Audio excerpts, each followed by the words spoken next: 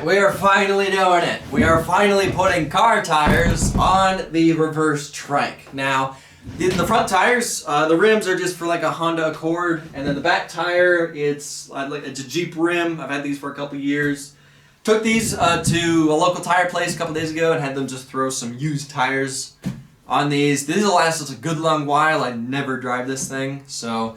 Now, I know you guys were very concerned in the last video of this project about how wide this thing is. Most of the comments on that video was about how wide this thing is. I'll admit, it does look really wide in the video, but if you actually measure it, it's only 75 inches wide, which is 5 inches narrower than my truck. So it's not some super wide behemoth that fits perfectly on the road. It just looks super wide just because it's a fisheye lens, plus the road up there is kind of super narrow.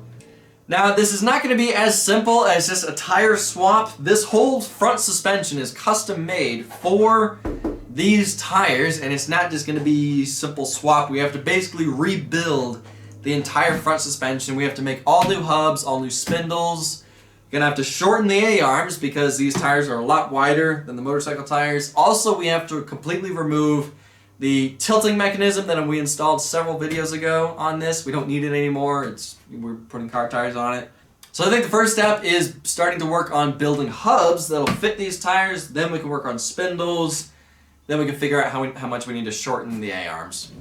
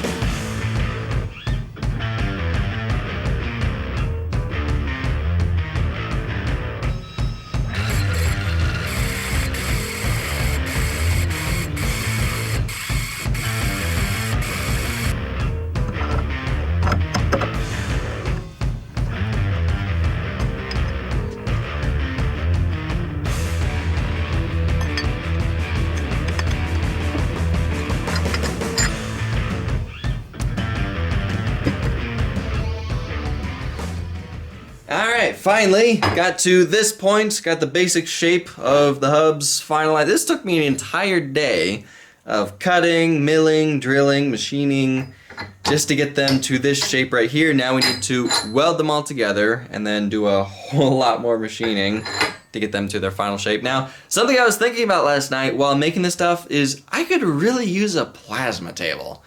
If I had one, it would cut my time making this stuff like in a third.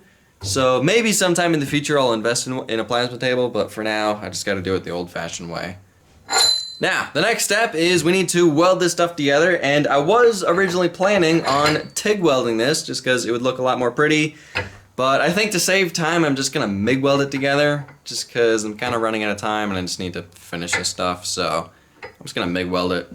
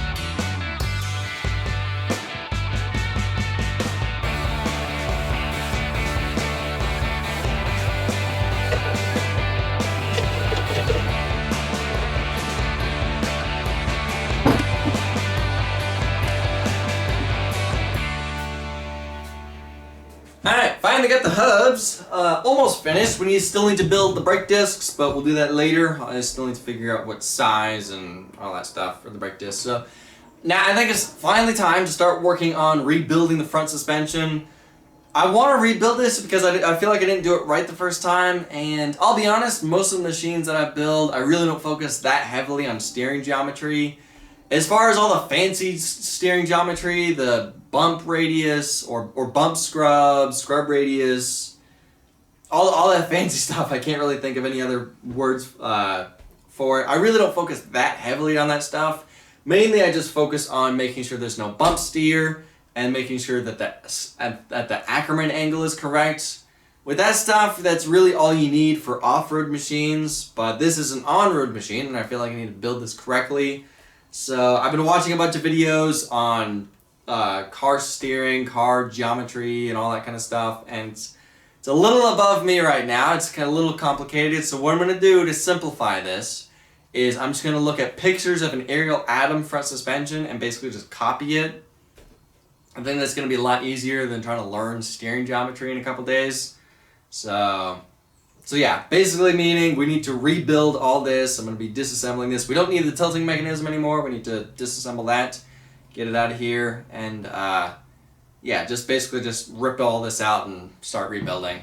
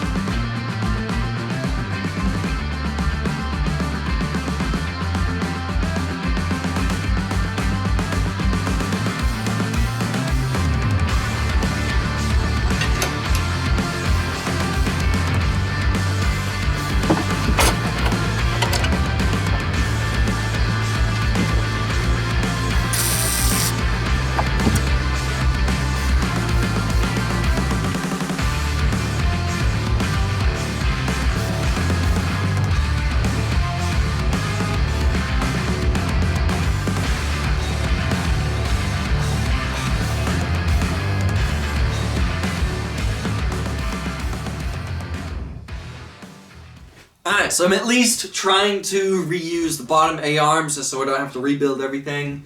I did shorten the bottom A-arms by 1 inch on either side, so it's going to be a little bit narrower.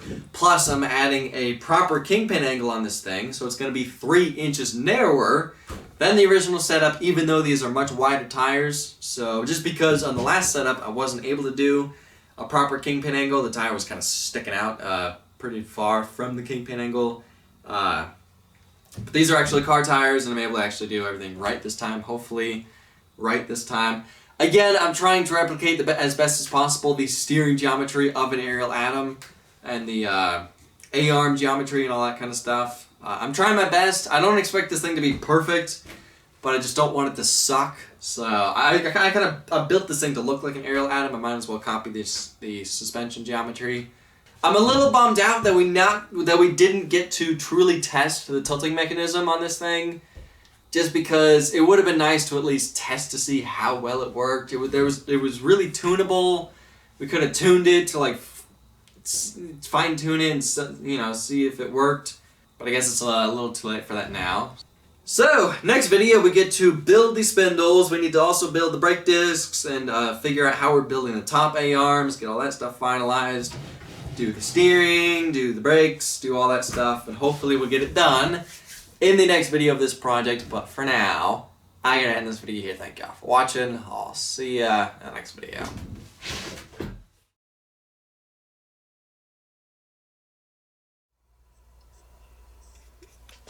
Oh.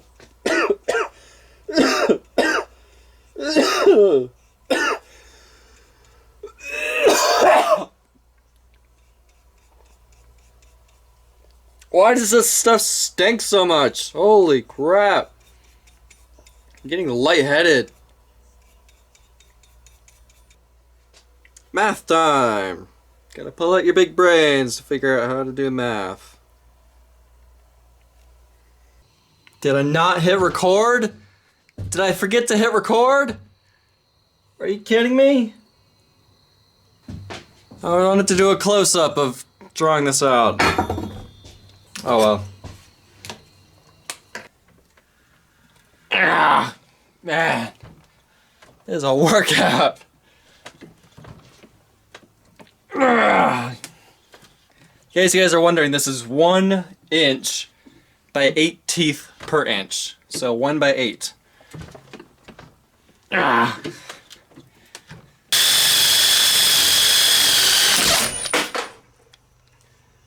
Woo! What was that? Oh, my drill bit snapped. Wow. Where did it go? Ah, there it is. Well, that drill bit's done.